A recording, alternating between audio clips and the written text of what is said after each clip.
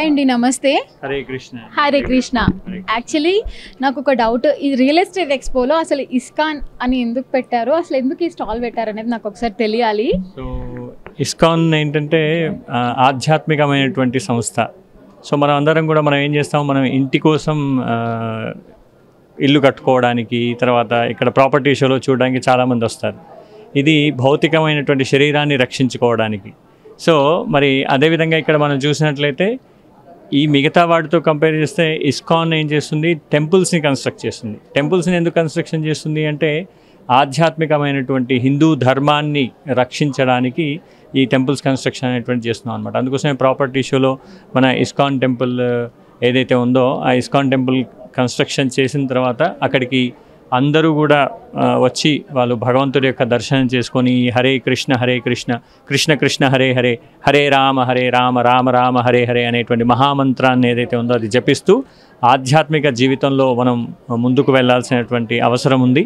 కాబట్టి అలా మనం ఇక్కడ ఇస్కాన్ టెంపుల్కి సంబంధించినటువంటి ఎక్స్పాన్షన్లో మనం ఈ స్టాల్ని పెట్టడం జరిగింది ఇక్కడ ప్రాపర్టీ షోలో నారెడ్కోలో. సో ఎవరైనా ఇంట్రెస్ట్ ఉంది అని అంటే టెంపుల్ కన్స్ట్రక్షన్స్కి వాళ్ళు డొనేట్ చేయొచ్చు, ఒక స్క్వేర్ ఫీట్కి అలా మీరు ప్రొవైడ్ చేస్తున్నారు ఇక్కడ కదా. సో ఇదే కదా ఆ చార్ట్, ఒక్కసారి చూపించండి.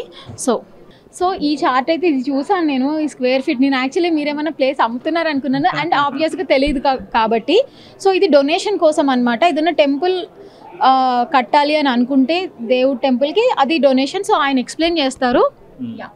సో మనం ఇప్పుడు టెంపుల్ కన్స్ట్రక్షన్ చేయాలి అంటే చాలామంది భక్తుల యొక్క సేవా భావంతో వాళ్ళు చేసేటువంటి దానికి చాలా అవసరం అనమాట.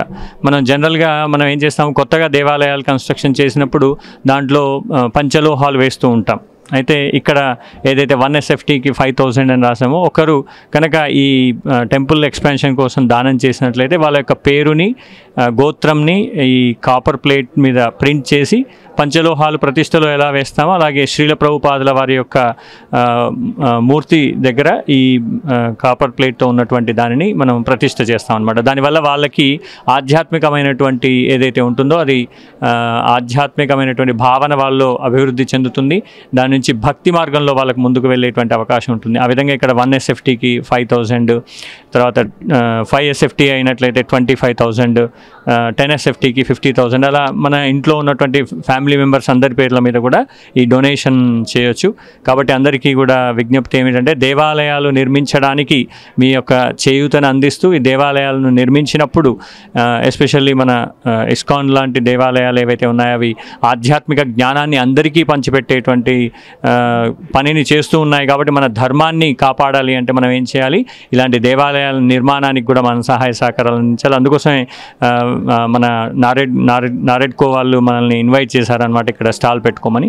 అలా మేము ఇక్కడ స్టాల్ పెట్టేసి ఈ దేవాలయానికి నిర్మాణానికి సంబంధించినటువంటి దాన ధర్మాలని తీసుకుంటూ ఉన్నాం. హరే కృష్ణ.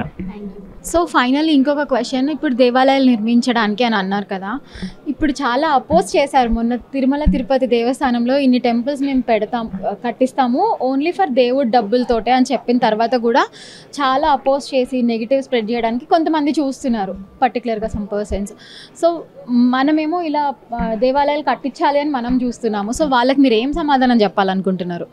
ఇప్పుడు అది కృష్ణుడి టెంపులా, లేకపోతే ఇంకా వెంకటేశ్వర స్వామి టెంపులా, లేకపోతే ఇంక ఏ దేవుడి టెంపుల్ అయినా కానీ మనకు చాలామంది దేవుళ్ళు ఉంటారు కదా, ఏదైనా దేవుడి టెంపుల్ కన్స్ట్రక్ట్ చెయ్యొద్దు అనే వాళ్ళకి మీరు ఏం ఆన్సర్ చేద్దాం అనుకుంటున్నారు? అలా మనం దేవాలయాలు నిర్మించొద్దు అని అనుకుంటే మనం ఏమనుకుంటామంటే మనం భౌతిక శరీరాన్ని కాపాడడానికి మనకు ఒక ఇల్లు కావాలి. మరి మన ధర్మాన్ని కాపాడాలి అంటే మనకు అద్భుతమైనటువంటి దేవాలయాల యొక్క అవసరం చాలా ఉంది. ఇంకొకటి, ఇప్పుడున్నటువంటి లేటెస్ట్గా ఉన్నటువంటి యుగంలో అందరూ కూడా ఏమనుకుంటారు అంటే నేనున్నటువంటి ప్రదేశంలో దేవాలయం ఉంటే నేను చాలా తొందరగా వెళ్ళేసి రాగలుగుతాను అనేటువంటి భావన ఉంటుంది. కాబట్టి మన హైదరాబాద్ మహానగరం చాలా అభివృద్ధి చెందుతుంది. చాలా పెద్ద పెద్ద టవర్స్ వస్తున్నాయి. ఒక టవర్లోనే ఒక విలేజ్, ఒక పట్టణానికి సంబంధించినటువంటి జనాభా అందరూ కూడా ఉంటారు. మరి అలాంటి సందర్భంలో ప్రతి మూలకి కూడా ఒక దేవాలయం వచ్చి అక్కడికి అందరూ వెళ్ళి ఈ ఆధ్యాత్మిక భావనని, ఆనందాన్ని పొందడానికి ఈ దేవాలయాల యొక్క అవసరం చాలా ఉంది. కాబట్టి ఎన్ని దేవాలయాలు వచ్చినా అది మన ధర్మ సంస్థాపన కోసం చేస్తున్నటువంటి నిర్మాణ కార్యక్రమాలుగా మనం భావించి వాటి కోసం మనం దాన ధర్మాలు చేస్తూనే ఉండాలి. అది నా అభిప్రాయం.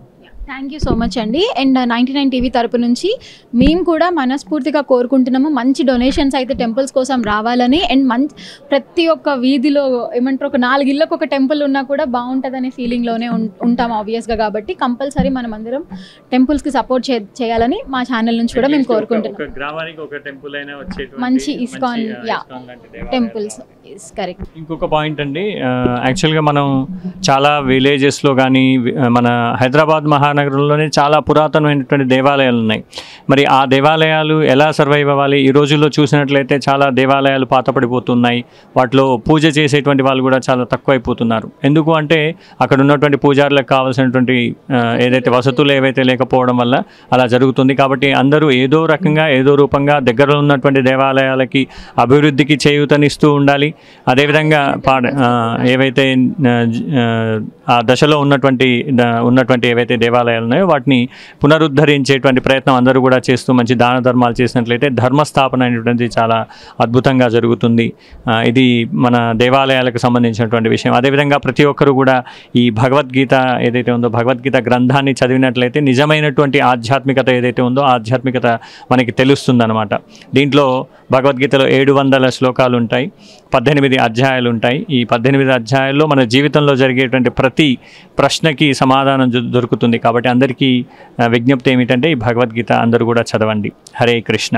చూసారు కదా, టెంపుల్స్ని కాపాడుకోవడం కోసం అందరూ చాలామంది హిందూస్ అయితే చాలా రకాలుగా ట్రై చేస్తున్నారు. అందులో మనం కూడా మంచి పార్ట్ అయితే అవుదాము. అండ్ ఆయన చెప్పినట్టు పాడైపోయిన టెంపుల్స్, శిథిలావస్థలో ఉన్న టెంపుల్స్ ఏవైనా ఉంటే వాటన్నిటిని కూడా మనమే దగ్గరుండి కాపాడుకోవాలని 99 టీవీ నుంచి నేను కూడా కోరుకుంటున్నాను. థ్యాంక్ యూ సో మచ్ అండి. హరే కృష్ణ. హరే కృష్ణ.